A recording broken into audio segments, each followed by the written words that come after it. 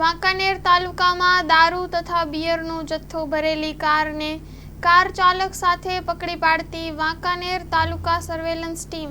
વાંકાનેર તાલુકાના રામાપીરના મંદિર પાસેથી ભારતીય બનાવટનો વિદેશી દારૂ તથા બિયરના ટીનનો જથ્થો ભરેલી હેરાફેરી કરતી કારને કાર ચાલક સાથે પકડી પાડતી વાંકાનેર તાલુકા સર્વેલન્સ ટીમ। વાંકાનેર તાલુકા પોલીસ મથકે પેટ્રોલિંગ દરમિયાન વાતને આધારે વિદેશી દારૂ અને બિયર ભરેલી કાર સાથે એક ઇસમને ઝડપી લઈ કિંમત રૂપિયા 4.92 લાખનો મુદ્દામાલ જપ્ત કર્યો હતો। પોલીસે વિદેશી દારૂના આ ગુનામાં સુરેન્દ્રનગરના થાન તાલુકાના ઇસમને દારૂ સપ્લાય કરવાના ગુનામાં ફરાર દર્શાવ્યો હતો। મળતી માહિતી મુજબ વાંકાનેર તાલુકા પોલીસે પેટ્રોલિંગ દરમિયાન રામાપીર મંદિર પાસેથી ઇસમ અશોક હીરાભાઈ ડાભીની કારમાંથી વિદેશી દારૂની કુલ 70 બોટલ કિંમત રૂપિયા 91,000 તેમજ બિયરના ટીન 10 નંગ કિંમત રૂપિયા 1800ના જપ્ત કર્યા હતા। ઇસમની પૂછપરછમાં વિદેશી દારૂ